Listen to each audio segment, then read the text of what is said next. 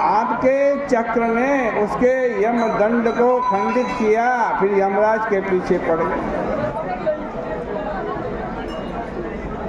इसी कारण से ये यहाँ पर आया।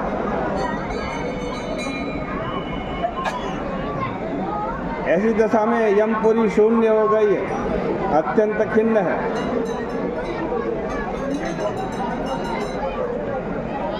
महाराज, मैं तो आपके भक्तों को दंड देने में समर्थ नहीं हूं, ब्रह्मा जी कह रहे हैं।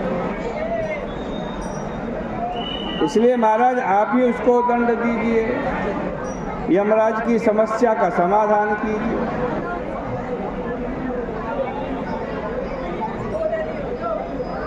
हम आपकी शरण में आए। यमराज ब्रह्मा जी की बात को सुनकर भगवान हंसने लगे, मुस्कुराने लगे। ब्रह्मा जी ने कहा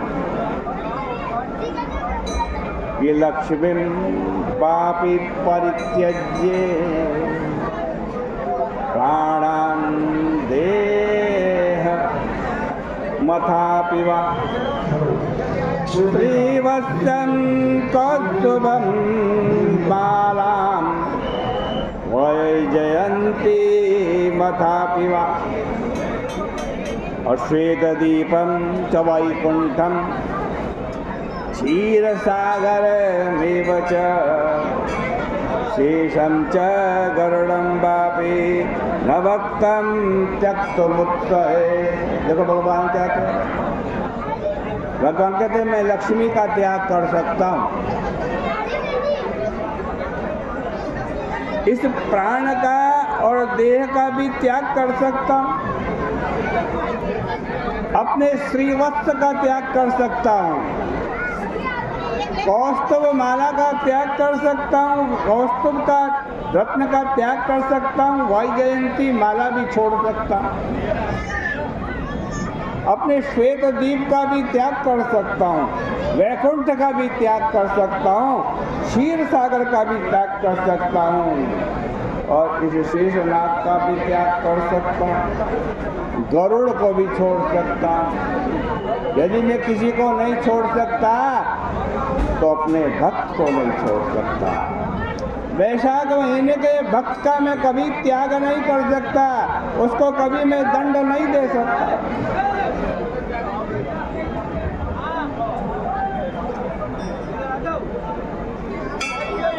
जिन लोगों ने इस लौकिक सभी प्रकार के भोग छोड़ दिए हैं, केवल मेरी प्राप्ति के लिए सब सुख दुनिया के जिन्होंने त्याग कर दिए, वो मेरे आत्म स्वरूप हो गए हैं, मेरी आत्मा बन गए हैं। उनको छोड़ देने का साहस मैं कैसे कर सकता हूँ?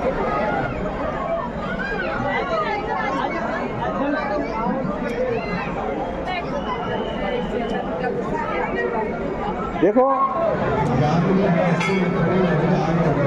मैंने उस राजा के लिए पृथ्वी पर 10,000 वर्ष की आयु दी है।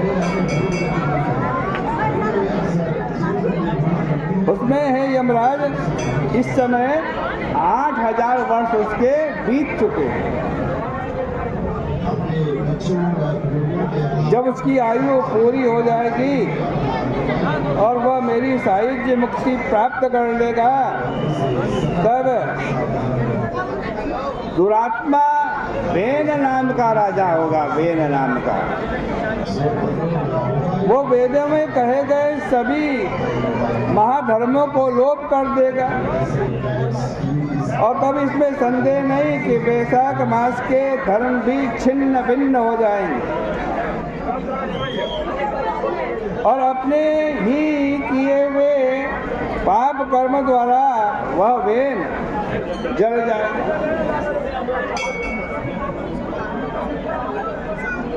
तदनंतर मैं राजा पृथु होकर पुनः धर्म का प्रवर्तन करूंगा। तब मनुष्यों में वैशाख महीने में कहे गए धर्म का प्रचार करूंगा। उन धर्म उसकी पूर्ण ख्याति प्रसिद्धि के लिए इस जगत में हजारों में से एक कोई मेरा भक्त जो कि सब प्रकार के संग्रह भोग पदार्थों को त्याग कर मुझ में अपने प्राणों को लगाने वाला होता है, मेरे इन धर्मों को पृथ्वी पर कोई नहीं, कोई जान पाता है। और तुम यमराज चिंता मत करो भाई, जिसको अपना हिस्सा मिल जाता है वो प्रसन्नता से रहता है, उस कीर्तिमान से मैं तुम्हारा भी हिस्सा दिलवाऊंगा।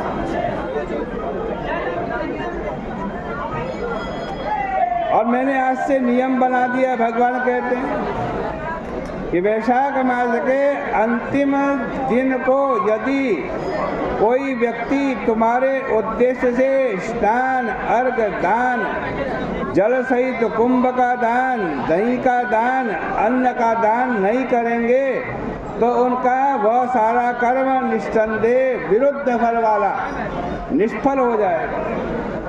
इसलिए मुझ में लगे रहने वाले तथा तुम्हारा भाग भी प्रदान करने वाले उस राजा के ऊपर अब तुम्हारा क्रोध करना ठीक नहीं।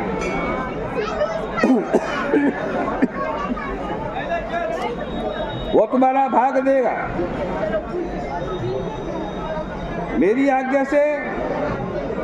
हे महाभाग, तब तुम दंड दो और राजा के भाग दिलवाने के लिए मैं सुनंद नाम के अपने पार्षद को भेज रहा। जो कोई व्यक्ति तुम्हारा भाग न निकाले वैशाख के महीने में, उसको तुम दंड देना।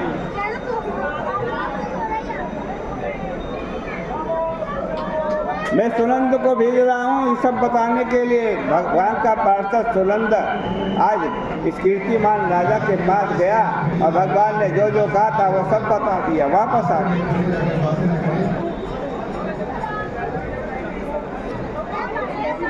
आज कहते हैं यमराज प्रसन्न हो गए, शांत हो गए, भगवान भी अंतर ध्यान हो गए, ये ब्रह्मा जी अपने लोक को चले गए और आज सब लोग वैशाख के महीने में यमराज को भी भाग देने लगे।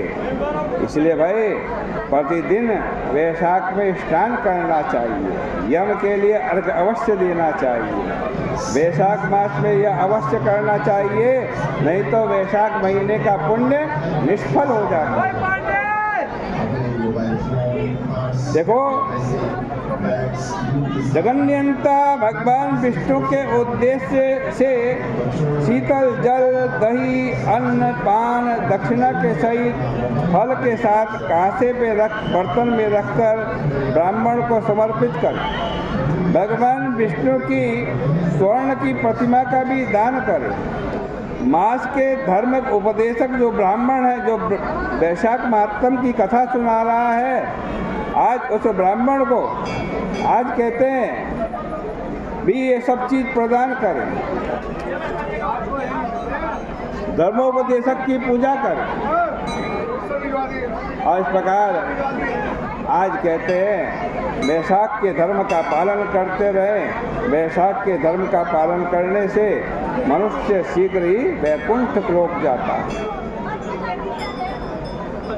सुखदेव जी ने सुकीर्ति नाम के राजा ने सुखदेव जी से फिर प्रश्न किया, महाराज मेरे मन में एक संशय है, उसको दूर करें।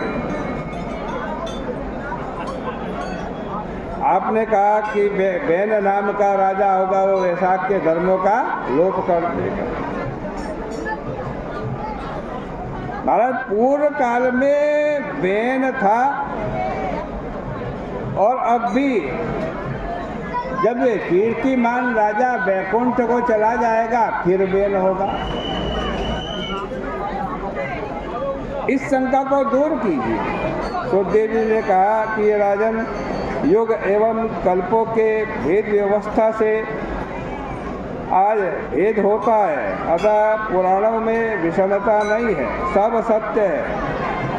कई कथा के उलट फेर से पुराण को अप्रामाण्य की शंका नहीं करनी चाहिए। दिनों दिन बीतने पर यह शाश्वती पवित्र कथा प्रत्येक कल्प में होती है। मार्कंडी जी ने मुझे ये कथा कही, हे राजन मैंने तुमसे कही। आज कहते इसलिए वैशाख मास के धर्म आज प्रसिद्धि को प्राप्त नहीं हो सके। केवल विष्णु पारायण व्यक्ति जिसको संसार में भगवान के अलावा और किसी से प्रेम नहीं है, वो ही वैशाख के पावन धर्मों को जानता है। और इस प्रकार श्री स्कंद पुराणे वैशाख मास में नारद अम्बरीश संवादे यम दुख सांत्वनम नाम त्रयोदशोध्याय, ये 13वें अध्याय की कथा भगवान के श्री चरणों में अर्पित करते हैं।